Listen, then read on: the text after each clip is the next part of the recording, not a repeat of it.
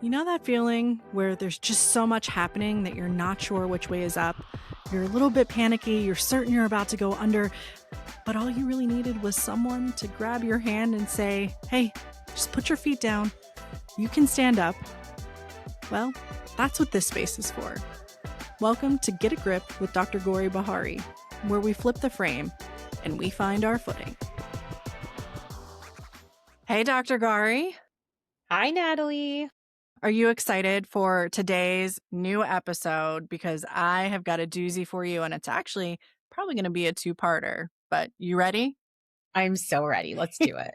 All right, everyone, we're back for another episode of Get a Grip, and today's topic is the age-old whole idea of being voluntold to do something. And we're going to define it for you because we know that might be, maybe you're not familiar, but I guarantee you've seen it. So Gauri, tell us what being voluntold in a work setting actually looks like. What is this idea of voluntold? It's being tasked with something after someone asks for volunteers. So it's where someone goes, hey, any volunteers to help me with X, Y, and Z? No one volunteers. And then whoever's asking might be like, hey, Gauri, or hey, Natalie, why don't you help me with this thing? That's essentially what being voluntold is, where you essentially are being told to do something as a volunteer, but you didn't get a choice in deciding to actually volunteer. And as you hear that, you're probably immediately thinking of a scenario where that came up. I had like 4 that came to mind where it was like, oh, I've been assigned, but not really because they asked for people before they assigned it to me and I didn't put my hand up. So I don't know how this happened. But let's clarify, our conversation today is going to be the people voluntold, those receivers of those things. And then we're going to come back for a whole nother episode about the leader's role in this. So put your kind of employee hat on for a moment, keeping in mind leaders get voluntold too. It's not always just the assignment coming from one direction. No matter what level in, you've probably been said, hey, I've got this great opportunity for you, but yet is there really a chance to say no? Let's talk about the realities of the things that people are voluntold to do and the kinds of people that are actually more often faced with these instances of being voluntold. And I know you've got some really good examples. So walk us through that a little bit. So, I just like the previous episode, I had a hard time with this one because the people pleaser in me loves to say yes and has a hard time saying no, but also because sometimes it feels really good to be someone's go-to for getting things done. So this was a hard one for me because it's something I've been working on for a long time. Yeah. So for me, I always break it into two, we were going to be binary about it, two groups of people. If you think about a low performer's experience with being voluntold versus a high performer's experience with being voluntold. So when a low performer is usually voluntold to do something, it could be because it's low skill work and whoever's we'll call them a supervisor. The supervisor knows that they don't want to take their high performers away from their work. Let me give it to the low performer because I know they'll do it.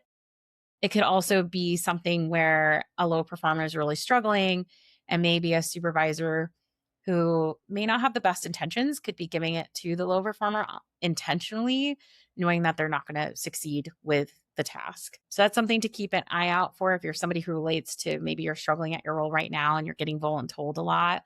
Think about what the why is and maybe that can help you.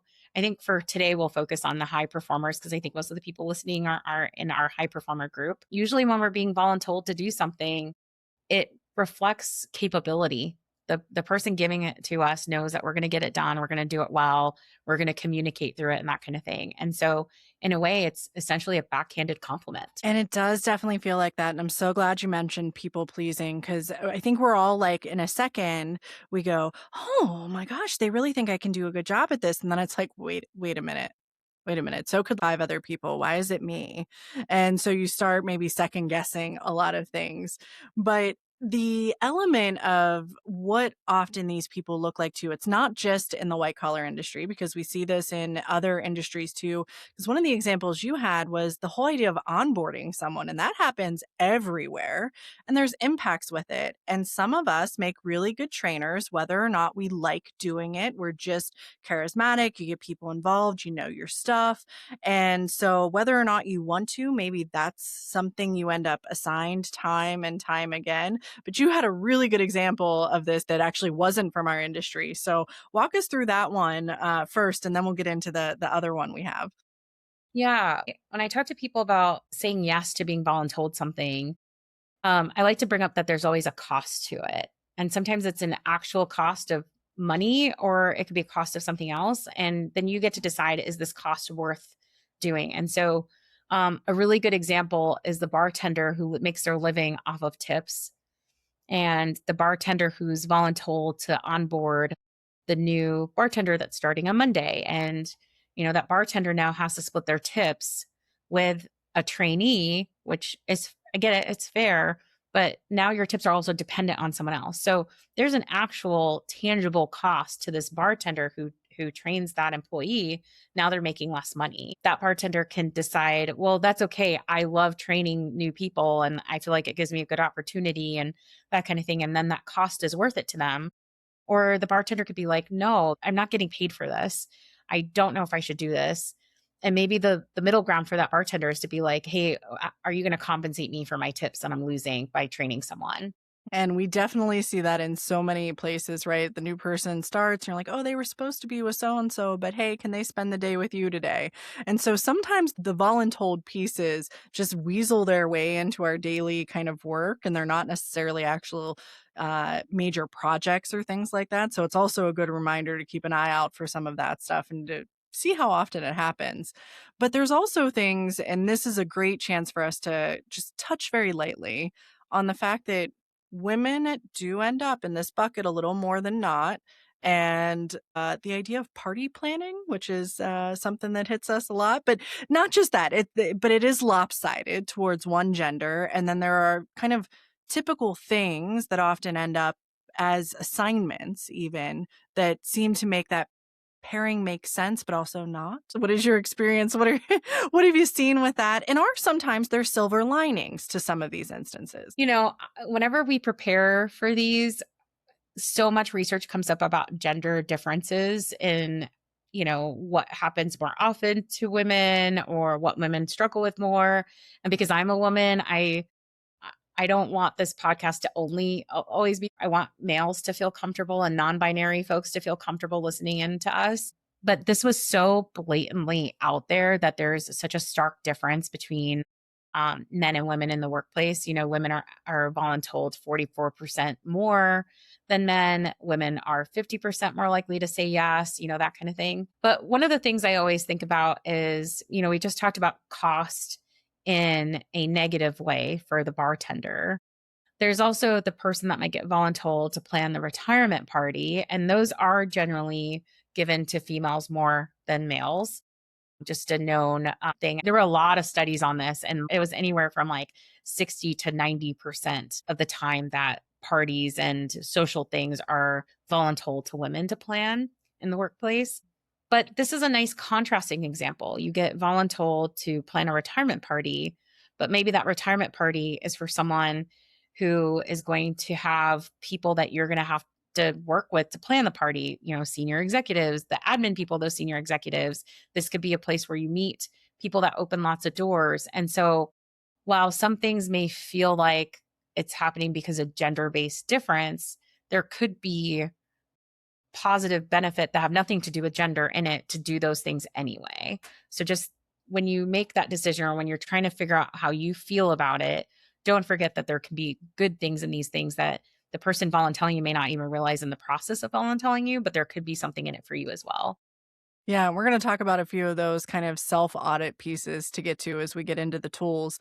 But I did want to take a chance because we've now given two examples, right? Onboarding training, the social aspect, party planning makes me think of The Office, honestly, because they had so many like parties and it was always Angela planning a lot of them. But, one of the categories that a lot of this work falls into is this idea of non-promotable work.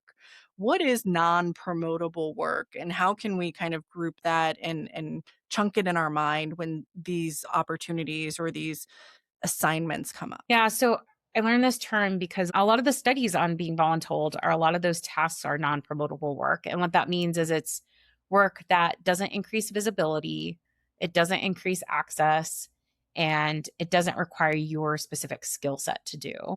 And so it's non-promotable because you spend time, which takes you away from the opposing promotable work because you're doing this. And studies show that people who fall into the voluntold trap and say yes a lot, they do on average 200 more hours of non promotable work compared to their median counterparts in the workplace.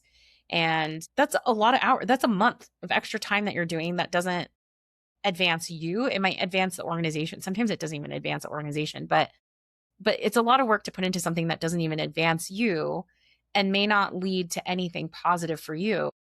And I always think about this because there's so many people in my life who tell me I do X, Y, and Z. I work harder than everybody else. I volunteer for everything and I never get the promotion. I see other people who don't do half the things I do and they get promoted easily or they get awards and things like that. And I have to pause and be like, it's not a personal thing, it's a structural thing, meaning like when we help people out, we think we're getting like some kind of currency of, oh, I won good favor. And sometimes you are, but sometimes it's just gut work that you're doing because the person knows you'll say yes and you won't argue against it. And maybe it's because you're really good at it. It may not even be because you're really good at it. But when you put the time there while someone else is putting that 200 hours towards promotable work, now you've just uneven the playing field for applying to the same promotion or applying for the same opportunity. And I think that's a really important thing to know and really think about for yourself. How much non promotable work am I doing in a week, in a month, in a year? And is this harming me? And the contrast to that is maybe you like non-promotable work. Maybe it's really fun to plan the parties. Maybe it's really fun to train somebody. Maybe it's really fun to be the person that greets people who are coming in from out of town for the day to do a site visit. Who knows? Mhm. And I think that's a great link to this idea of intrinsic versus extrinsic, right? So there are things that come and maybe it comes with, I hate to say, a trip to another state. Like, hey, we're gonna send you on this thing and you've got to go to California for the month and it's January in Boston. And you're like, yes. Even though I don't make any money off that, I'm not being promoted.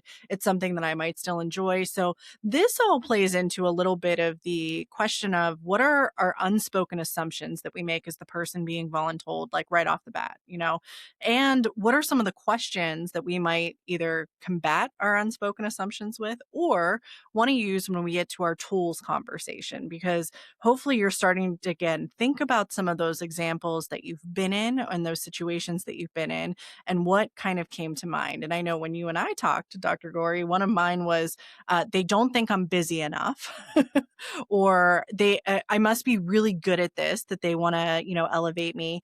No one else is available. I'm the only person left. So it goes on kind of both perspectives there. And those might influence you to one direction or another. But I want to reiterate some of those. It was three things that you mentioned, the goals, visible, skill thing of that might be a first round gut check when that thing comes up, because maybe it is all three of those, or maybe it's one of those things that really matter to you because you're trying to build a skill or be more visible. So remind us again, what are those three components that we should keep in mind when these tasks, assignments, opportunities come up? Yeah, this is this I'll just say transparently, this is something I'm working on too. You're talking about those intrinsic assumptions that we make. One of them as a high performer is you like being the favorite or the teacher's pet or Hmm. the right hand person for your boss or for your boss's boss. It feels really good to be that person, but it comes with a cost. And figuring out if that cost is worth it to you, I think is kind of how I would use these three questions. So the first question as your gut check should be, does this align with my goals? You know, if that trip to California helps your personal goal of getting out of the cold for a month, check, that counts. It doesn't have to be a career goal. It can be a personal goal. Check, that's done. If the voluntold task lets you work with somebody that you've wanted to have access to, then that counts. That's number two. So, one, does this meet my career goals or personal goals? Two, does this give me access or visibility that's going to help my career along? And some of those scut work or low level things actually do create those things. I can say from personal experience, I shouldn't say most, a lot of the opportunities I've had have come about me doing things that I thought were non promotable work, but it gave me visibility and access to people. And that those people thought of me later for opportunities in the future. And then the third one is do is this something I want to do? Do I enjoy it? And I think if you think about things in those three ways, it'll really help you decide what you want. Now being voluntold becomes something that isn't just a task that's being given to you. Now there's intentionality behind it, and there's a decision you get to make of how you're going to perceive this thing you're about to do. If you do it Yes. at all.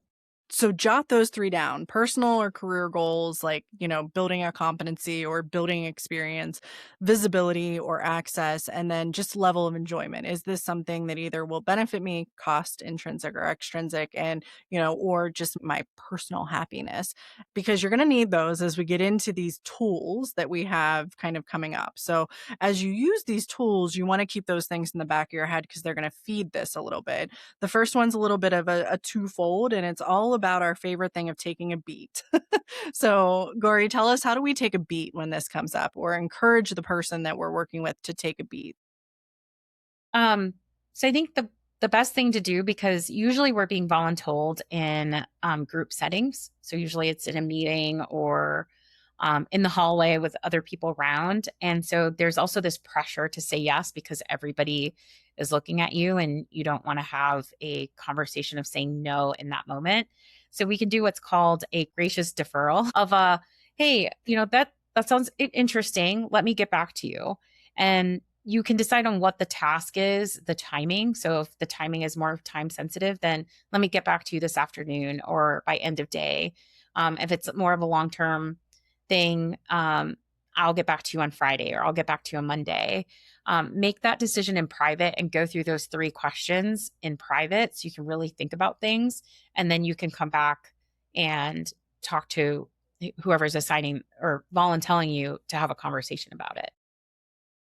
And then we had also mentioned there may be a way to get ahead of it and actually build that deferral in before the telling happens, right? So, and we've all been there. Someone says, "Is anyone available to do this, next week?"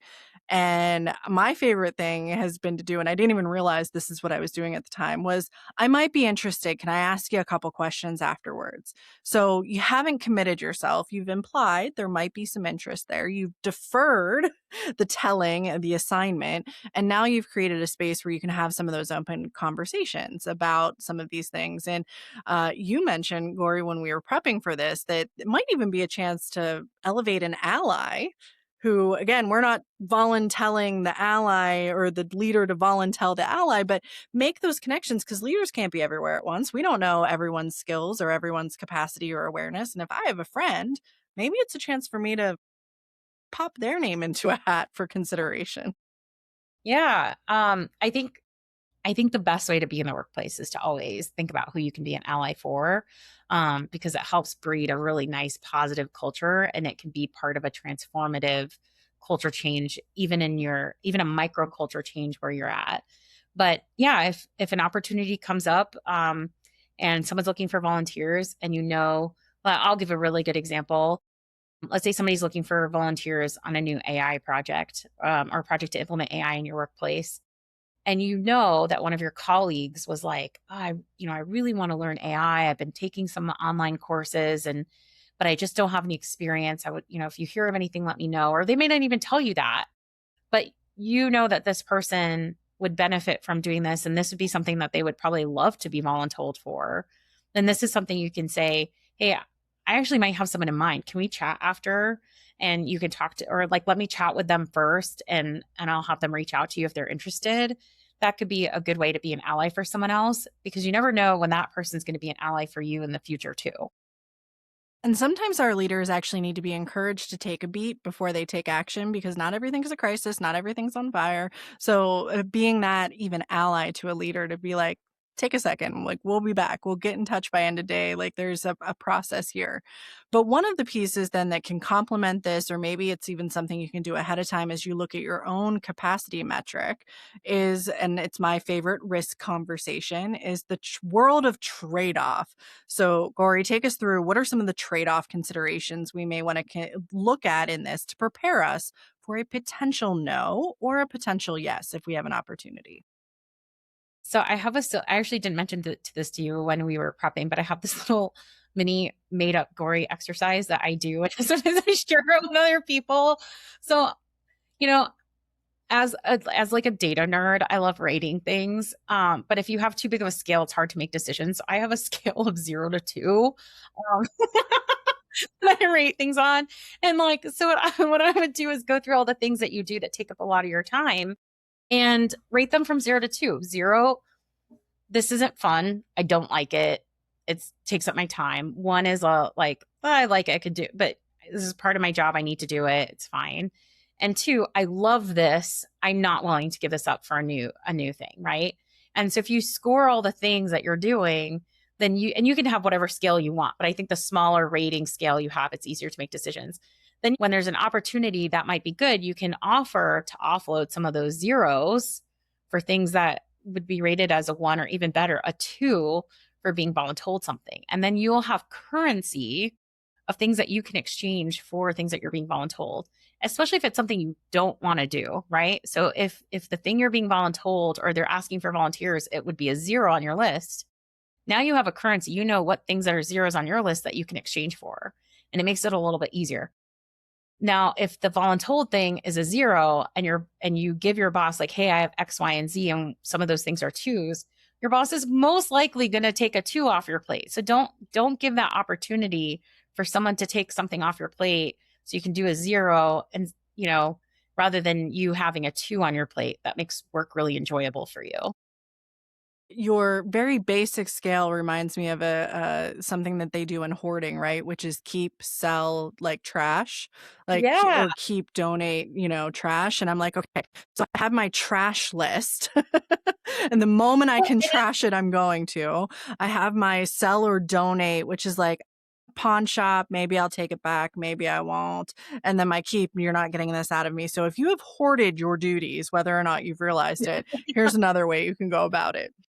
Now, some of us don't even know our capacity. We don't even know what all is on our plate. So, just kind of, we're leading perfectly into this.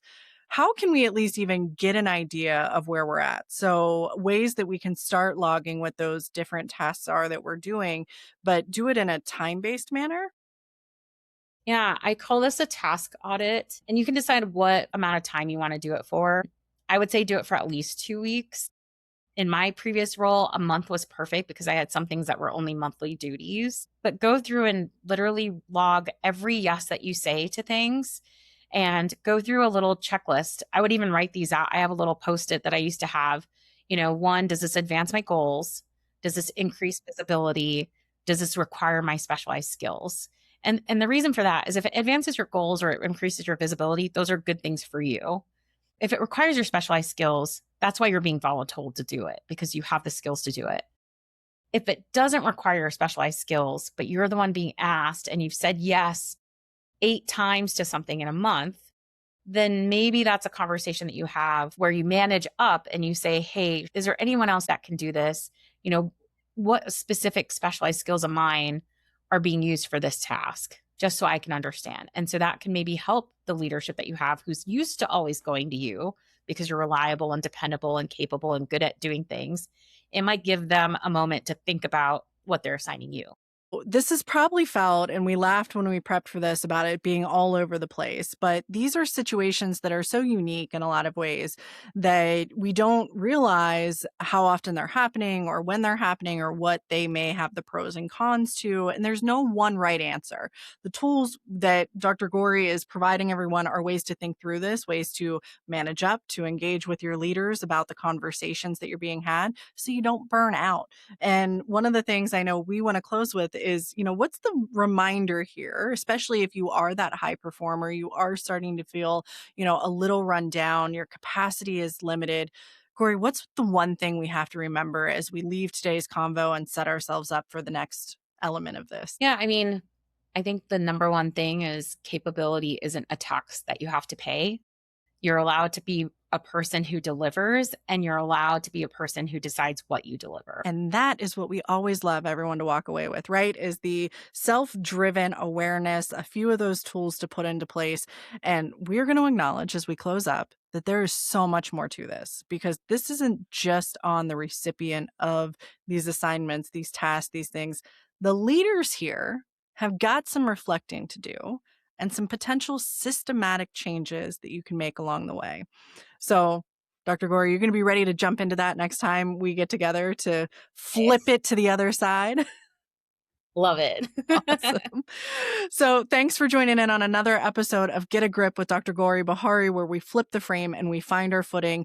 This one was all about the premise of being voluntold, how we feel, how we can navigate it. We hope you took something from it and come back again real soon because we'll have that other side of the perspective, how the leaders can check themselves in the process and how we can make these conversations a lot easier to have. Thanks for joining.